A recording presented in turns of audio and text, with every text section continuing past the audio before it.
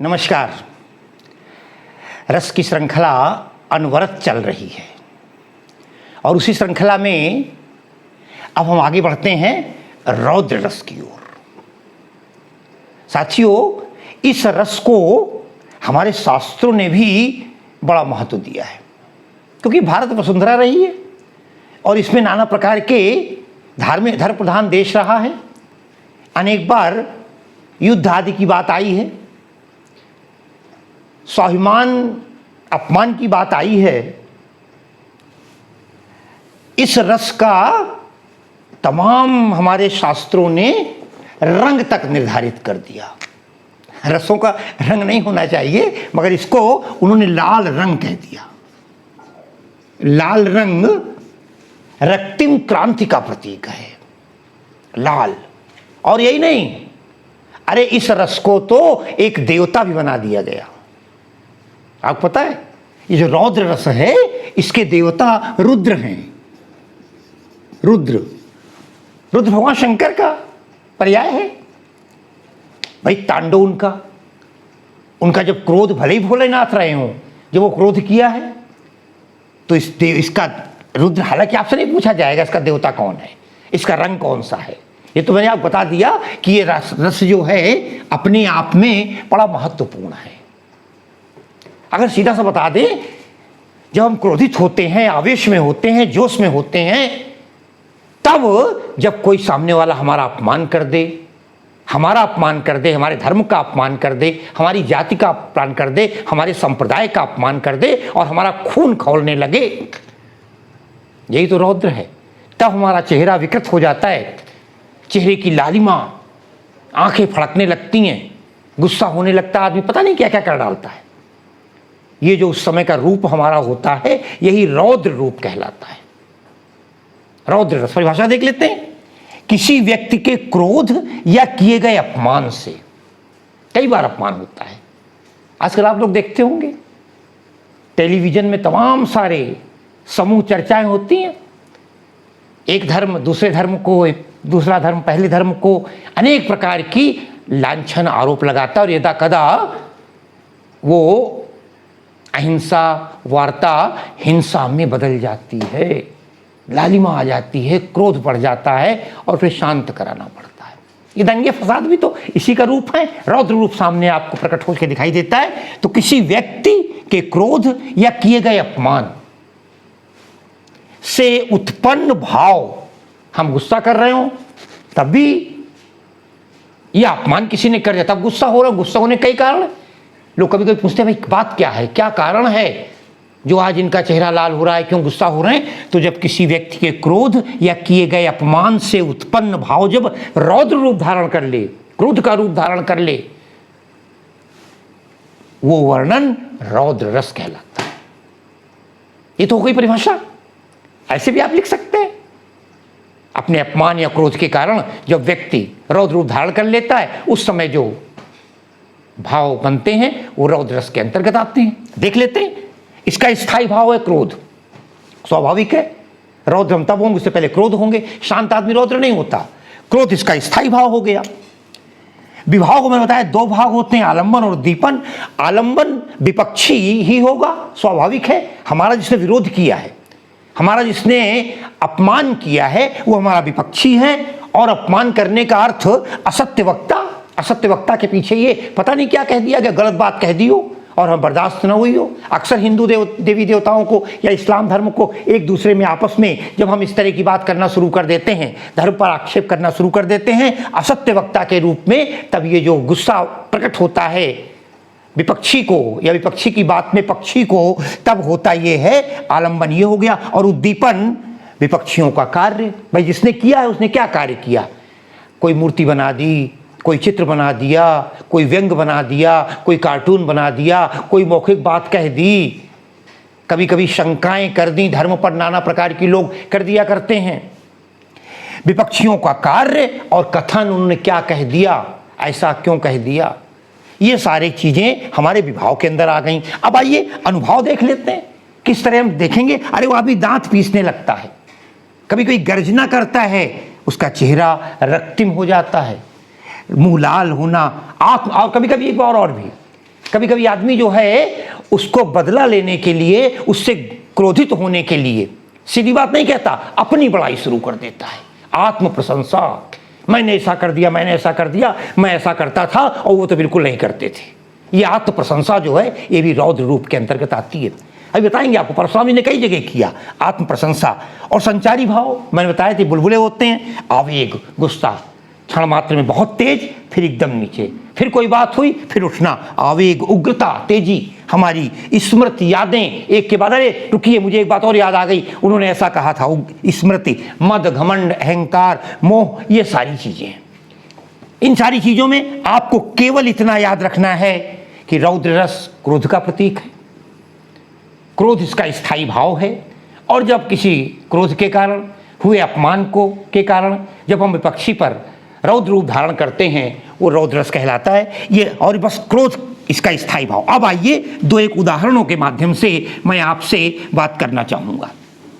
रुकिएगा, बढ़िया उदाहरण आपके लिए। पहला उदाहरण जो प्राय आपको अनेक पुस्तकों में मिल जाएगा, उस काल मारे क्रोध के, उस समय अत्यंत क्रोध के कारण हुआ क्या, अरे तन कांपने उसका लगा, उसका शरीर पूरा कांपने लगा गुस्सा के कारण।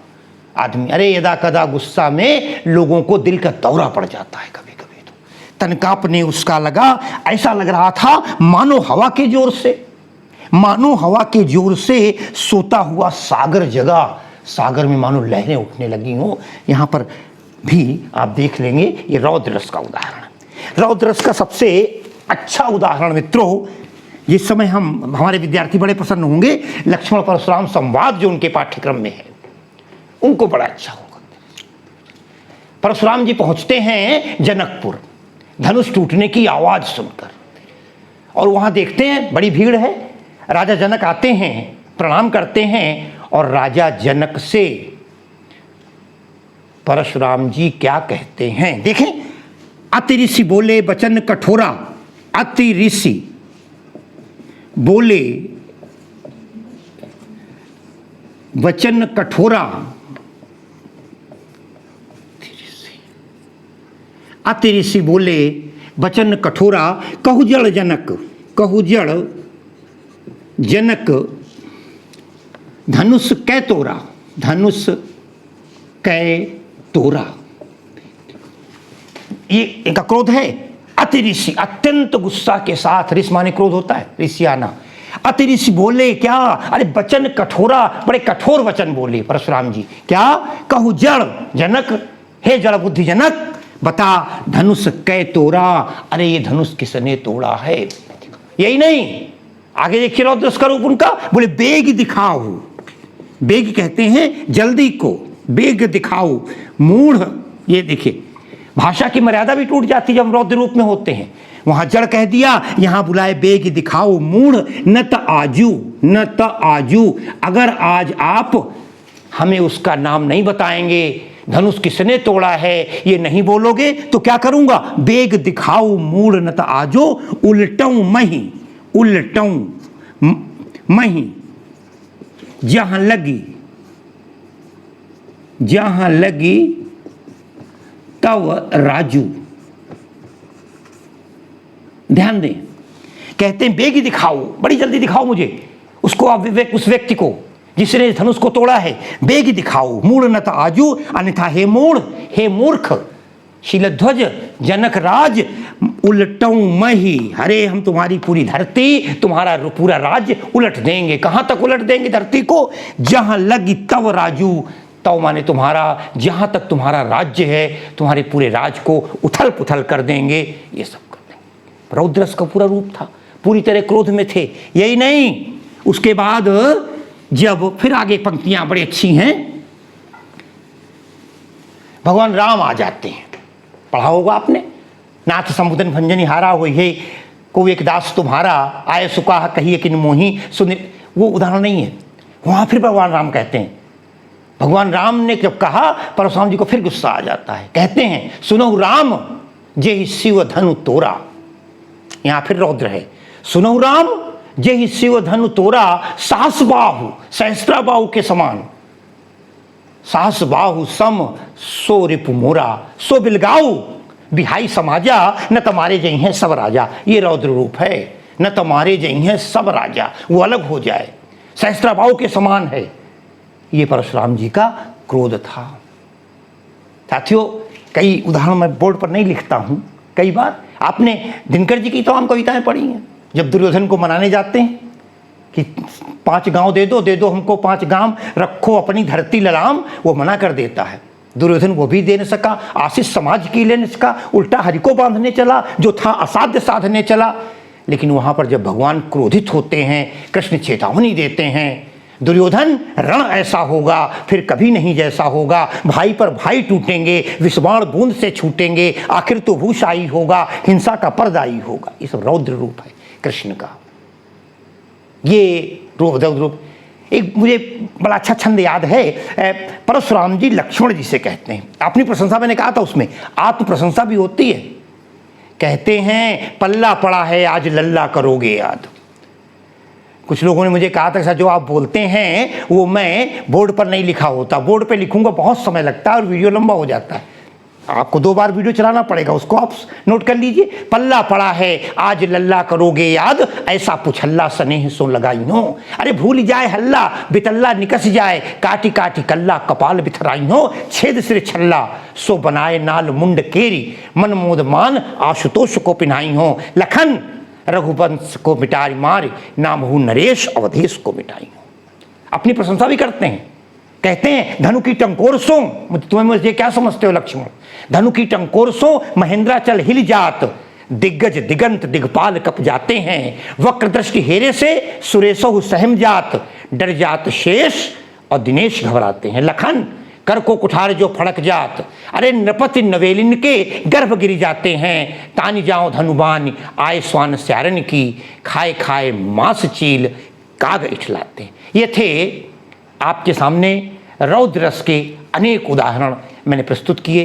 क्रोध जिसका स्थायी भाव है, ऐसा रौद्र रस आपकी परीक्षा के लिए बहुत उपयोगी है। जहाँ क्रोध की बात हो, लालिमा की बात हो, फिर एक बार जब किसी का अपमान किया जाए, धर्म का हो या व्यक्तिगत अपमान हो, उस अपमान के बदले में जब हमें क्रोध आता है, उस क्रोध का नाम रौद्र होता है। हम रुद्र रूप धारण कर लेते हैं और इसी को कहते हैं रौद्र रस। आज की वार्ता को समाप्त करते हुए आपसे विदा लेता हूँ। बहुत बहुत धन्यवाद।